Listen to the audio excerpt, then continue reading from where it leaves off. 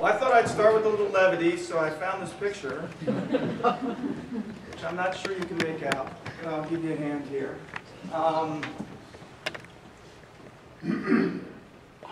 of your children's teachers may actually be up here. This is Frau Royce with a little head peeking out of the back. Christy Riles, currently still in the math department. David Barnes. That thing growing on his left. This is my very handsome and suave colleague over here, Mr. Dark hair, lots of it. He looks good. He looks really good. And somewhere back there, I had hair, which is going somewhere. I'm not sure. That's the second year of this program. That's the faculty.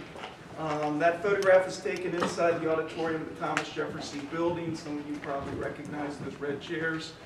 I guess my point, and I came at the request of Ms. Scheibe tonight to talk a little bit about those first 10 years of this program. My perception from her comments was that there's a lot of people that just don't know about those first 10 years. And as a historian, of course, I consider that a tragic mistake. And I also think that certain things that happened in those first 10 years and the people that were associated with them, many of whom are sitting in this room, are the reasons why we're in this building, why we have this cutesy little banner out here that says we're 14th in the country, because none of that would have ever happened unless the people, some of you in 30s now, actually made that all happen. And those are the students and the parents that opened the school building. So when Ms. Scheibe asked me to speak, she assured me that I would not be giving a presentation, that instead I would be just giving off-the-cuff comments. Wasn't that right, Ms. Scheibe? Okay, and I'm going to hold her to that.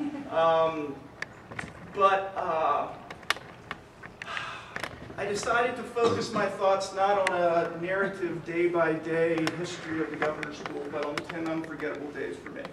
And these are very personal days. So they may not relate to everybody, but I kind of selected them saying, wow, somewhere in this little personal reflection of these 10 days, there may be something for you, whether you're a graduate of those days, or whether you're a parent sitting here today, or a student sitting here today. There are days that I experienced, and each one of them, as I sat back, sort of had some resonance and some real meaning about certain ideas. And buried on the bottom of this chart of 10 are 3 things that continually came back to me, and that was uncertainty. Because anybody who was in that building for 10 years know that if there was one thing that you lived with constantly, it was uncertainty. You didn't know if you'd be coming back there ever again. And a lot of people who teach in this building and operate in this program today have absolutely no appreciation for that depth of uncertainty about our future. The second term is resources, or it should say lack of resources, because it's remarkable to me what we were able to do with absolutely nothing. And some of the examples I will share today perhaps will shock some of you, but it was very real. And the resilience, particularly of the students, and what they were able to do in what has to be described as some of the worst educational setting one could ever conceive of, is pretty pronounced in my mind. So warning, again, full disclosure, I look back on these days with a very set perspective, which will not be hard to figure out. There are some of the greatest days I've ever had in my life, and there's some of the toughest days I've ever had in my life, and I think probably most of our graduates would agree with some of those thoughts. But a little bit of scene setting before I get to the Big Ten. I joined this faculty not in the very first year, but in the second year, which was 1992-93, second year of operation. The first year, as Mr. Tharp perhaps can share, was a very small initial class of about 75 kids. You can find their names on an engraved brass plaque downstairs. Talk about risk takers. And these are kids who really, really had no concept of what they were getting into. And they deserve more than a plaque down there.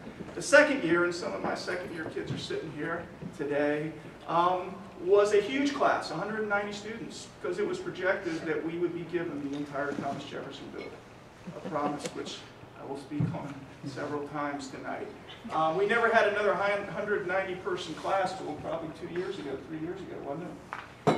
But that was going to be this big class that set a precedent for year after year after year, 190 kids, till we filled out the entire Thomas Jefferson building, and it was ours.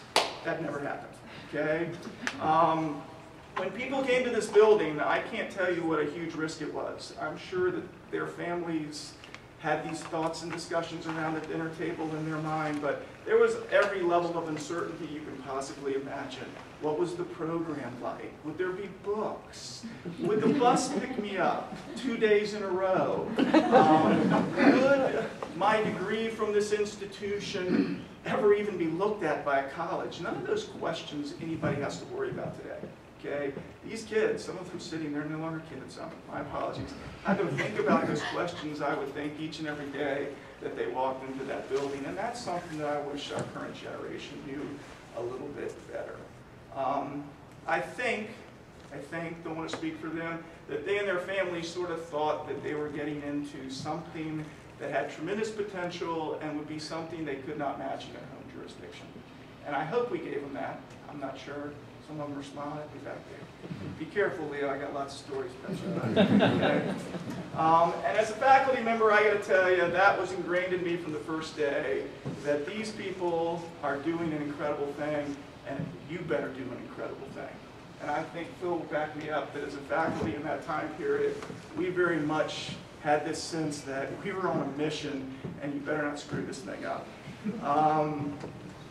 It was a very enthused group of faculty. It was a very eclectic group of faculty. They were not all career teachers. I was one of a number of people, and there's another one or two sitting back there who were career switchers, who had spent years in private industry and decided to become teachers. Before this session spoke, we were talking about a former aviator. Phil thinks he was Navy, I thought it was Air Force. But we had a very different kind of faculty at that particular time period, and they came from a variety of different areas. And they were asked to do a lot, but they were also given a tremendous amount of autonomy. And I'll speak a little bit more about that. And final thing before I get to my list is that our first director, and I'll mention his name many times, was a gentleman named Dr. Stephen Ballou. Many of you know him well. In my mind, Dr. Ballou was the ideal startup guy. He was a visionary individual who pretty much knew that if you were going to start a program like this in a Richmond public school building, you better not be afraid about offending people. And he offended tons of people, but he had this mentality that get it done, okay, get it done. And that was a mentality that I grew, as you will hear, to appreciate and in many, many ways. And as many of you students know, Steve had an incredible, how would I say it, ear to the ground. He spoke to every parent, he spoke to every kid, he knew each and every one of you, and he'd ask you questions all the time. How's your class going? What's your teacher like? If you were a teacher in this building, rest assured the director knew exactly what was happening in your class.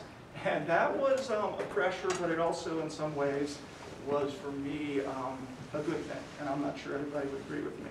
But on with my top 10 days. And the first day that I would call unforgettable for me was the first day of work at Maggie L. Walker, and I call this Furniture Day. Okay? What was Furniture Day? I hadn't been in this building for 15 minutes, or that building for 15 minutes, but Steve Ballou came and grabbed every male member of the faculty. There were 6 sitting in those chairs, and said, come on guys, we got a job to do. Now remember, we had just enrolled 190 students. And after walking into that building the first day of August, we came to the conclusion, guess what? We have no desks, we have no chairs.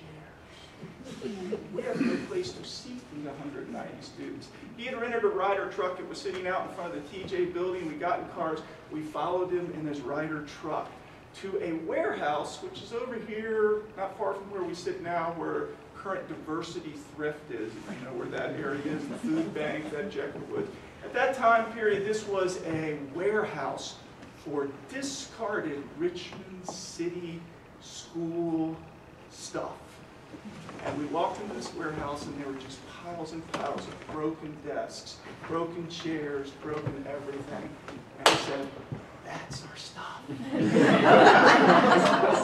we loaded up that truck and And we took it all back to the TJ building. We tried to pick stuff that you could actually sit in. But every student who went to those days knows for 10 years, if you walked in a room at Thomas Jefferson, there were no 5 chairs alike. There were no 5 desks alike. We did with whatever we had. And that furniture day set for me this notion that we're going to make it, but God, it's going to be a pain in the tail.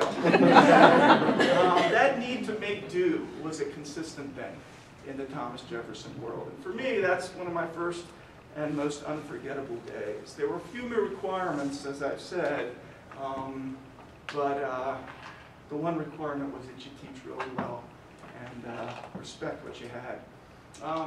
My second memorable day is I call the long bus ride. A couple of you guys will know this. I think it was the second or third year. Third year, Ms. Pollard corrects me. Where again, Steve Ballou, who was always good at surprising us, pulled the whole faculty down. This is again in our early August days, and said, "Come on, we're going for a trip." We walked out the front of the building, and sitting in front was a school bus. He got us on that school bus, and we started to drive. And he didn't tell us where we were going, as I recall. And we drove for half an hour. We drove for 45 minutes. We drove for an hour. And before we knew it, we were in some fields and driving around. And we pulled up in front of a high school, middle school. And it was Dinwiddie High School, okay, which is a good hour plus away. I remember at that point, he finally stopped the bus, turned the bus off, turned around, he looked at this faculty, and he said, "This is where your kids come from. Do a good job. Your responsibility is to make this ride work every single day." There are a lot of faculty who complained about that ride. Rest assured. But Steve's message that day was that there are kids that are paying a huge price. And he went on to tell us, you know, I know these kids from Dinwiddie.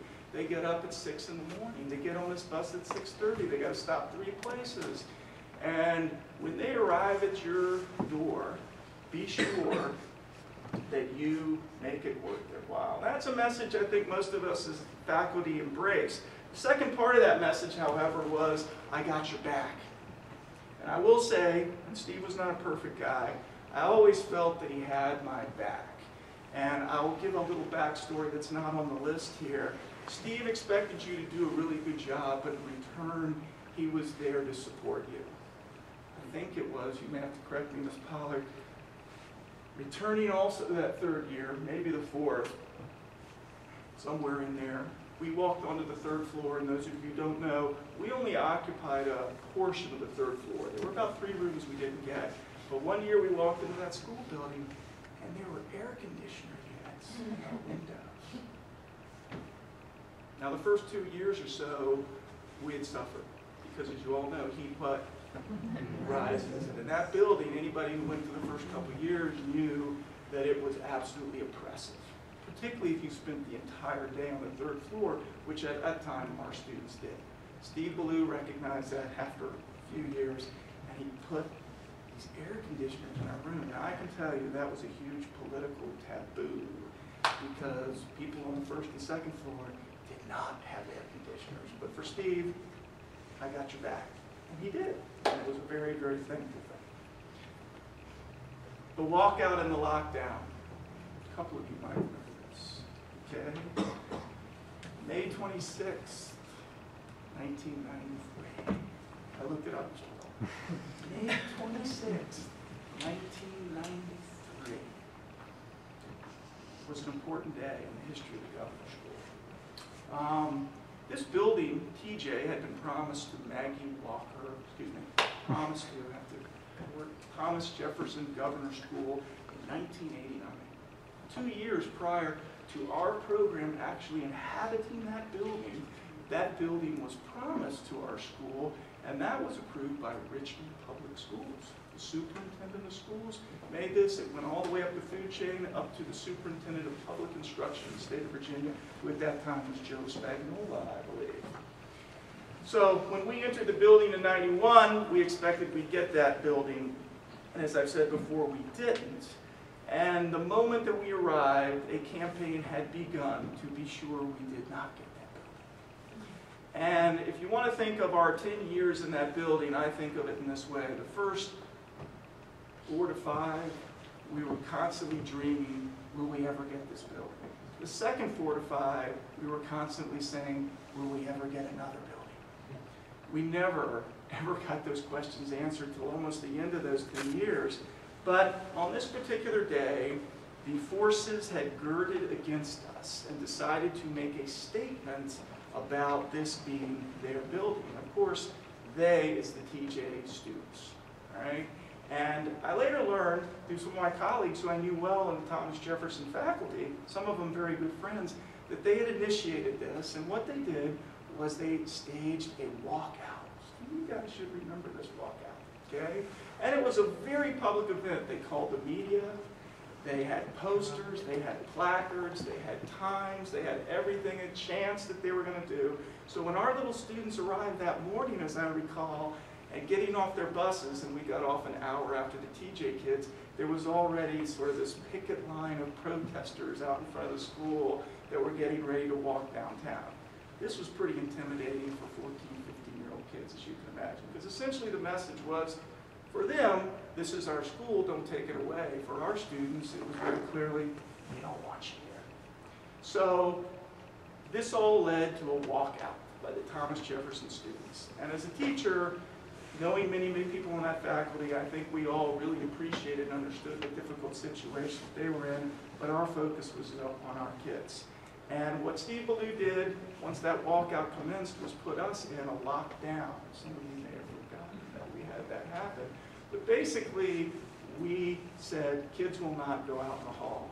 We took the whole afternoon, we stayed in one room, we stayed with one teacher, because the sense was there was enough angst in the hallways that it could lead to something. So it, for me, was a really, really important day. That tension that was hit at that time period never really subsided in our time there. It went up and down, it had ebbs and flows. But I guess perhaps for many folks, they don't realize that we spent 10 years in a building where we, for the most part, were pretty unwelcome guests. Now, did that flare up on a day-to-day basis?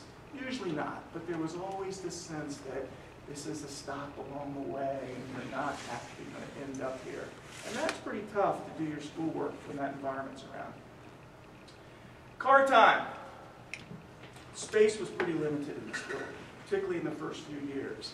Kids felt space pressures, teachers faced space pressures, and none of us, of course, had our own classroom. In many cases, we had a couple desks and sometimes as many as 3 teacher desks in a workroom, in a classroom, in addition to all the students. So when you were not teaching and you had work to do, you had one of 3 options.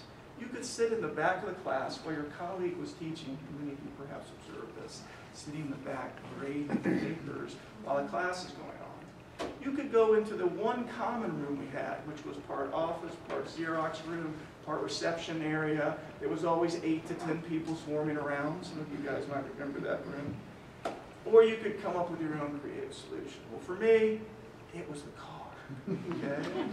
I would take my papers out to my car and grade them in my backseat. Okay? In cold weather, I had to turn on the heater, and I know this behavior became rather strange because one day I was out there grading papers. Now you can figure this out. You know, an adult male in a car in a high school, sitting in a car for hours on end. This looked kind of shaky, and not that security was that tight at TJ, but eventually this guy came and knocked on my window one day, like, what are you doing in there, buddy? And thankfully he saw me grading papers. He gave me, okay, it's cool, I got you something. But talk about space constraints, we had very serious ones, and we never really escaped them, okay? Burger King on Broad. Kids wanted from the very beginning cool extra things. They wanted Model U Land, they wanted trips, and they wanted stuff of this sort. We had no foundation. Thank you. Thank you, Mr. Wall. We had no foundation. We had no booster clubs or organizations. If we wanted to raise money to do anything, we had to raise money. And we tried everything imaginable, from wrapping paper sales to who knows what else. The one that sticks with me is Burger King people around. I don't know if you guys remember, but there's this wave in the fast food industry for a period of time where they'd allow school groups to sponsor a night at this restaurant, and if you sponsored, and the hope was you'd bring lots of families to come eat at the restaurant, they would give you a percentage of the take that night. Remember that theory? You guys remember that so much? Problem was, we're not a local school, right? So our families weren't coming to Burger King on Broad Street. So the people that were walking into Burger Street, and we always had to do this on a Friday or Saturday night. You know, if you think about it, our kids are working hard. We always had to do this on a Friday or Saturday night. The kind of person that you get in a Burger King on a Friday or Saturday night, you do the math, okay? It was quite an adventure. I know you were there, probably, yeah? Right? And I would watch my little kids go up and beg this little man, can I have your receipt? Because I'm with the model income club. We want to get 20%. And the guys, you just say, huh, what? Or just say, take it. Yes. This went on for a long time, and it makes me very thankful, in all seriousness, for organizations such as the Foundation and for parent support groups, because those things, don't take them for granted. They weren't always there. Back to school night. TJ controlled our building. By that I mean everything that we did in Thomas Jefferson had to be approved by the Thomas Jefferson administration. So if we wanted to use common space, whether it was the auditorium, the gym, or anything else, it had to be run up the ladder of TJ. They approved it. It wasn't exactly a shared facility as much as it was a facility that we were guests in and they were our host. Maintenance was extremely poor, to say the least.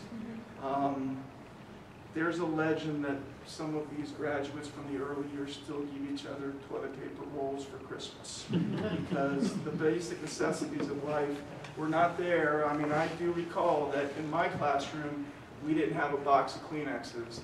We had a box or a roll or two of toilet paper, and if you needed it for whatever you needed it for, to blow your nose or anything else, you just grabbed it and went. Okay? Which kind of made for particularly young ladies. I always felt that sort of pang of sorrow. They would leave class and grab that roll of toilet paper and whatever. But anyway, why is this back to school night? We had these fluorescent lights in our rooms that went the length of the room, and there was 4 in each room, and there was 2 bulbs in each. And one year, I came back to school, and only like 4 of the bulbs were working. And those old bulbs, as you know, as they go down, they start to drip some kind of stuff. I don't want to know what it was. But I watched over the weeks leading up to back to school night, the lights slowly but surely burn out. We got a couple up there, as a matter of fact. Boy, that was down to one bulb. And literally, back to school night was that day. And you couldn't even see parents' faces. That's how dark it was in this room. So I brought in a Coleman lantern. Gas. I had it in the middle of the table as I did my back to school thing. And this made a very strong impression on parents. So much so that one of them evidently dropped a dime on the right people in Richmond City Public Schools. The next morning when I came in, because PJ arrived an hour early, the rather grumpy maintenance guy was on a ladder in my room replacing the bulbs. Mission accomplished. It was a great day. Okay? A basement dweller. Kids who went to Thomas Jefferson, and I think kids still today, really, really valued the opportunity. But for students of that generation, I can't overemphasize this, you had to really want to be there. You had all the academic challenges that our current generation of students have, but you were sitting in a very challenging environment to get your work done on a daily basis. And that never was lost on me. We also had an extremely diverse population. A lot of people don't understand diversity beyond simple surface things. We had a very socioeconomically diverse population. We had a very religious and culturally diverse population. And the stereotypical image was this is an elitist school and all our kids are well-to-do and come from the same background. One day I was sitting in Dr. Blue's office and the custodian came into the office and he had a rolled up sleeping bag and a bag of clothes and a bunch of books. He said, "Are these yours?" And dropped them off. Dr. Blue and I kind of looked at him and said, "Books look familiar, but I don't know about the sleeping bag and the clothes." Well, that was the sleeping bag and clothes of one of our students. And the custodian had found those down in the basement. Now, I don't know if any of you ever went into the basement. I know Leo did. Where the locker room was? Where the locker room was. There may be 5 people a year that went into that place for the reason that it was frightening, to say the least, and foul and dirty and messy. This kid was living in the basement, okay? And the story was that he had parents that had some difficult financial situation. He was no longer able to live at home. He didn't have any place to stay, so he was camped out for a matter of weeks, I don't know, a month, who knows? We weren't ever sure, in the basement of Thomas Jefferson.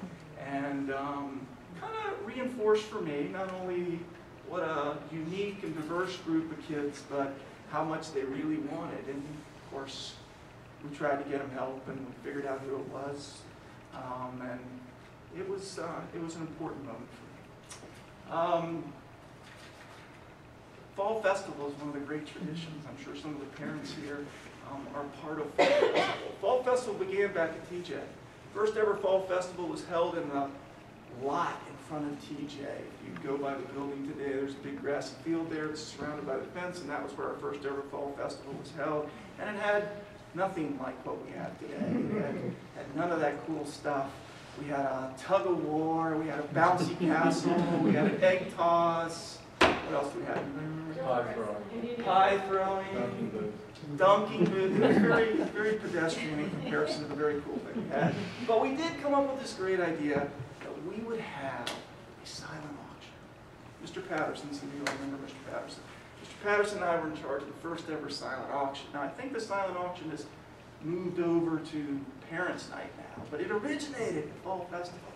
Now, we thought this all through. You know, we had cool things, everything from your gift basket to your weekend at Nag's Head to all those other cool things that you have at a silent auction. We had them all displayed on these tables. We had thought of everything, except we had not anticipated the spinning of the earth. We set that sort of bidding time beyond darkness.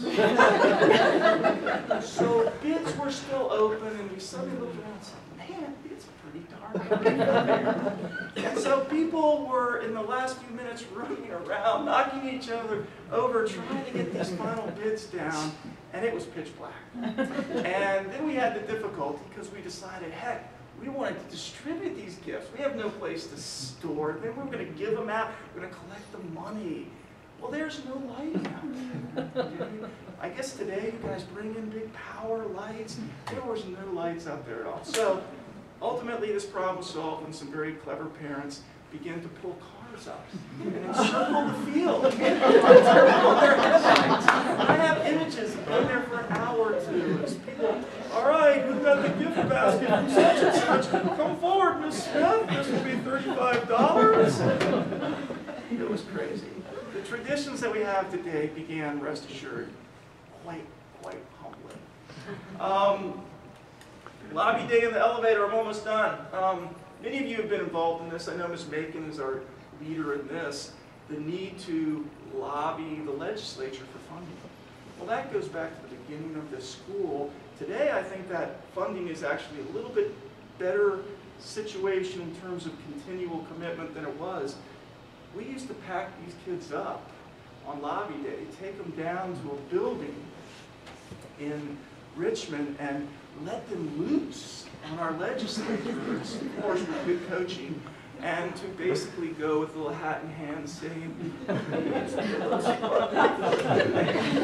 it was very effective. These kids were really good, really good. But one time, I remember being there, and we were headquartered in the old City Hall, if you know where that is, and it was pretty empty. There was nothing happening there, and there was no offices. It was in a transition state. We had this as our little nerve center. We came back from a morning of lobbying, and I was on the elevator with about 4 or 5 parents and a couple kids, and of course the elevator stopped in the middle of the floor. We stayed in that elevator for 2 or 3 hours. It got real uncomfortable, it got real hot, and we couldn't call anyone. We kept hitting the button because, you know, it's a building. Someone's going to respond. Nobody. Eventually, we had to pry the door open, and there was about this much of a gap between the floor, and we all crawled through that space. And that's dedication, don't you think? Lobbying day, I hope, is much smoother than it was back in those days, but I have this image, and I won't get too detailed about pushing a mother or two. It still haunts me.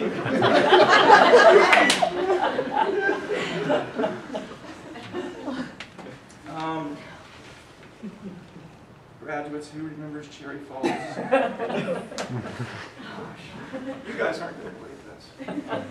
One year, Richmond Public Schools was approached about using the Thomas Jefferson Building as a setting for a film. Now, if you've never seen Thomas Jefferson Building, it's absolutely gorgeous. It's a gorgeous piece of architecture.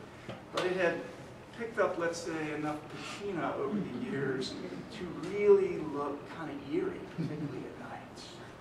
And so Richmond Public Schools said, this is great. We'll allow them to shoot a film in this building. We'll get some stuff out of this. We got new lockers. We got a refurbished gym. You guys recall that? Maybe a few other things. But the deal was, number one, it had to be out of the building by 4 p.m. Now that was a problem for our program because we were on the current bell system. For TJ, that wasn't a big deal because they were done by 2, so they were gone. But for us, 3:15, 3:20, we still had kids in the building. Had to be out of the building. The second catch, the most important catch, is the film was a teen slasher film. The plot of which involved a mythical high school called Cherry Falls.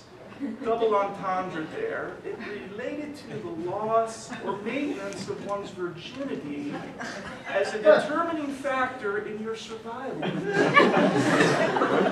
about that. I'm sure you figured it out. Okay? And that was going to be shot in our building. So you can imagine, you know parents, some parents were not real comfortable with that concept in the building.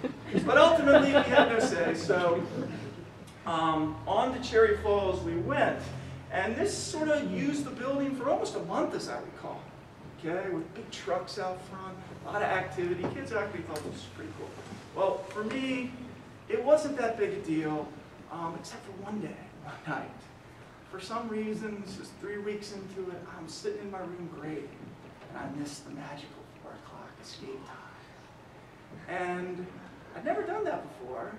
So I kind of walked out of my room and immediately saw like wires or cords all over the floor. I would see lighting. I turned the corner and I bumped into a fleeing young woman who was evidently an actress. And she looked very frightened, not of me, but I looked down the hall and it appeared someone was pursuing her. It was perhaps the slasher person. Okay? And at that moment, the director yelled, "Cut! Cut! Cut!" Well, I choose to think of it as I saved a virgin. At least a very brief period of time. But I definitely disrupted that tape. And my final thought, since you've been a good audience, concerns extra credit. Okay, I'll give you extra credit tonight with my one final story, called "Those Darn Kids." You know, we have a long tradition of what I quite honestly believe are some of the most awesome senior pranks known in high school history. And my most favorite one involved a class, and maybe one of the classes of students here, who somehow, I don't really know how this all worked out, decided to inflate hundreds of male contraceptives with helium. You got this picture in your mind. And float them down the main hall of the school building. Now, this is a 15-foot, 16-foot tall ceiling. So they had thought this through. This wasn't like a, reach up and grab it if you want to. These are like things bobbing at the top of the hallway all the way down. They knew well that there's no way to remove those things unless you got on a ladder. Took them down. And I do think that was attempted until my colleague, scientific mind, came up with a solution. The solution was a very long pole of some sort, right? With a single thumbtack. Have visions of Phil walking down that hallway with a long pole going.